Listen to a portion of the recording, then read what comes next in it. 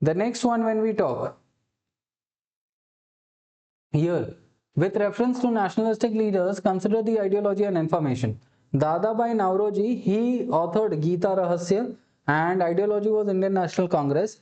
Bal Gangadhar Tilak founded Kesari and Maratha, extremist wing of Congress. Gopal Krishna Gokhale advocated constitutional reforms and cooperation with British, and he created servants of Indian society. How many of these particular information is generally correct here? Okay, so when we talk, so here the first aspect, okay, that is Bal Gangadhar Tilak. We know that he launched two newspapers. One is the Kesari, another is the Maratha. Kesari in Marathi, Maratha in English. Okay, and he was an extremist leader. Yes. Gopal Krishna Gokhale, he was a moderate leader, so he was a constitutionalist person, and he also created the Servants of India Society.